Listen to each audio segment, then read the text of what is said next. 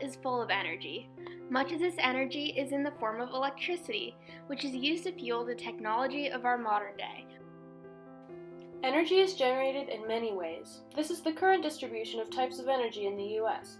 Only 11% of this is renewable, and of this percentage, just 8% is solar. So solar energy makes up about 0.88% of total energy in the US. This percentage needs to change, and quickly. This is why we think candidates for the 2020 election should focus more on the issue of energy sources. More specifically, increasing the use of solar energy and making all renewable energy more widely available and part of our plan to fight climate change. Climate change does occur naturally over time, but in the last half-century, emissions have caused carbon levels to skyrocket. Not to mention, these emissions are terrible for the environment. They destroy habitats and ecosystems and are the main cause of climate change. Recently, this major issue has attracted a lot of attention through global climate strikes. Also, various political figures and activists have started advocating for renewable energy.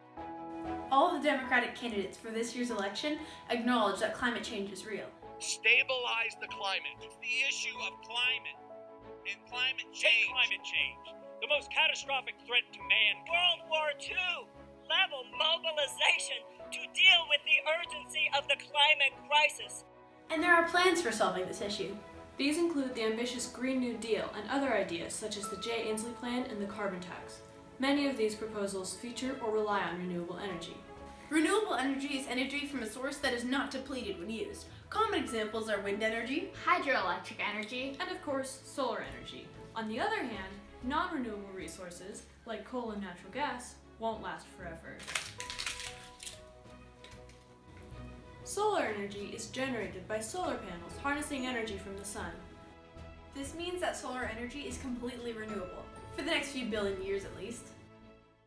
Solar panels are low maintenance and can be easily incorporated into our infrastructure.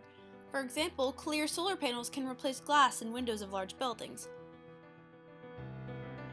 The main reasons that people and companies reject renewable energy are, well, there's a lot. I think the solar industry wrestles in general with how to make solar more affordable to more people. There have actually been studies done about what the costs are in getting solar panels. It's not just the cost of solar panels. Obviously you have to install them, there are permits, there's sales costs, there's a whole bunch of costs. The problem is that there's some issues in terms of actually having the infrastructure to do it. And once we get it, how do we get the energy? There are issues that we don't always have the sun shining. Some drawbacks are that solar panels take a high initial cost of installation and aren't very effective where it's shady. But we believe the biggest problem is that companies and people who have the power to change aren't. There's no drive, no incentive to make this big change. One of the countries in the world that does the most solar is Germany, which is not, Arizona. Oregon in particular has had a series of different types of incentives that have kind of come and gone.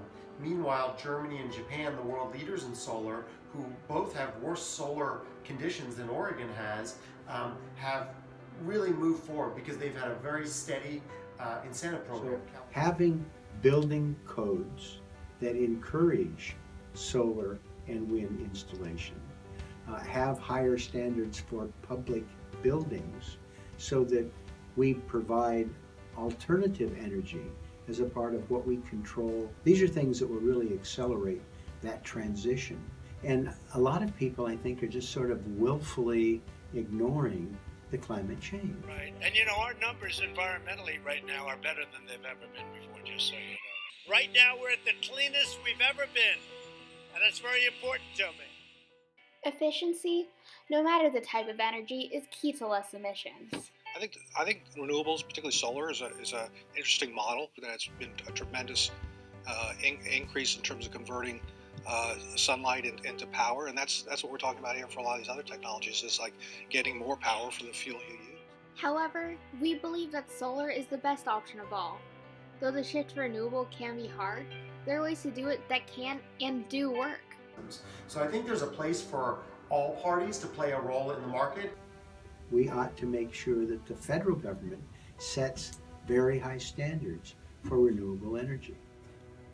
Oftentimes when people talk about helping the environment, they bring up small things like using reusable straws or bringing your own grocery bags. Objections to these methods are that they aren't worth it, that one person can make a difference. But solar energy is huge. If it is used to power grids along with other types of renewable energy, it could bring down carbon emissions enough to slow, even stop climate change. We know all this and more. We know how to stop climate change. But it's not up to us. It's up to you!